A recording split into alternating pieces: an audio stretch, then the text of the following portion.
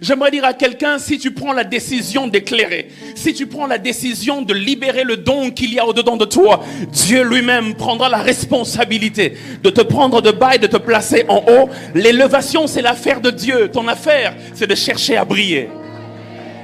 L'élévation, c'est l'affaire de Dieu.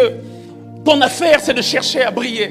Et quand je parle de briller, quand je parle de lumière, je parle même de tous les dons, de tous les talents, tous les potentiels que Dieu a mis en toi. C'est des lumières qu'il a placées en toi.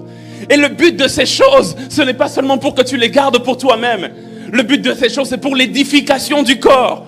Et de plus en plus que tu commences à mettre ces choses au bénéfice du corps du Christ, frères et sœurs, je peux te dire que Dieu commencera aussi petit à petit à dire: maintenant il a brillé sur 100, il faut que je l'emmène vers 200, il faut que je l'emmène vers 300, il faut que je l'emmène vers 1000. Et surtout quand tu es fidèle à des petites choses, il commence à dire: je l'emmène de plus en plus vers des grandes choses. Lorsque Dieu commence à créer en toi, lorsque Dieu commence à faire des choses avec toi, et que ces choses, Dieu voit que c'est bon, une des premières choses que Dieu va te demander, commence à te séparer. Alléluia. Parce que ce que Dieu investit en toi demande nécessairement de la séparation. Ce que Dieu commence à faire avec toi demande nécessairement que certaines relations n'existent plus, par exemple. Quand Dieu commence à te valider, il va te demander de te séparer. Quand il voit que c'est bon, après il t'exige. Il dit: ok, d'accord, maintenant ce qu'on va faire, c'est que tu ne peux plus te mélanger avec les ténèbres.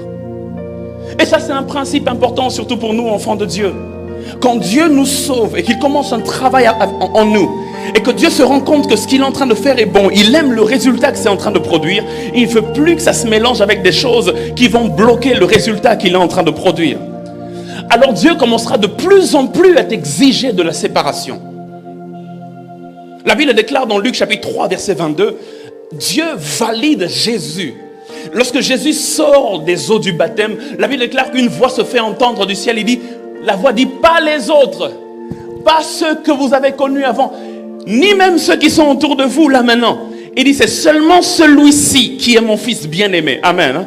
Celui-ci est mon fils bien-aimé. Dieu le valide, Dieu l'accepte, Dieu l'honore. Mais j'aime qu'après, la Bible déclare que ce fils bien-aimé-là, il est allé justement au désert. Il s'est coupé de tout pour être avec le Père. Après la validation, généralement, la prochaine étape, c'est la séparation. Quand Dieu commence à te valider, il va commencer de plus en plus à devenir exigeant et à te demander de te séparer. Et ça, chaque jour de nos vies, nous devons apprendre à le faire. Il y a des choses autour de nous et même en nous qui bloquent l'action de Dieu. Et Dieu, quand il commence un travail, il n'aime pas gaspiller son investissement. C'est pourquoi il t'exigera de plus en plus de la séparation. Du verset 6 au verset 7, la Bible déclare la deuxième fois que le verbe séparer est mentionné. La Bible dit, Dieu dit qu'il y a une étendue entre les eaux et qu'elle sépare les eaux d'avec les eaux. La Bible dit, Dieu fit l'étendue, il sépara les eaux qui sont au-dessous de l'étendue d'avec les eaux qui sont au-dessus de l'étendue, et cela fut ainsi. Cette fois-là, c'est pas comme pour la lumière. La lumière n'a pas la même nature que les ténèbres. Et puisque la nature ne correspond pas, Dieu dit, il faut que tu te sépares des ténèbres.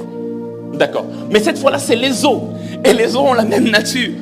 Et d'ailleurs, les eaux étaient ensemble. La Bible déclare qu'à l'époque, il n'existait pas cette histoire de, il y a une rivière ici, il y a un lac là-bas, et puis il y a aussi des eaux qui sont au niveau du ciel. Non, ça n'existait pas.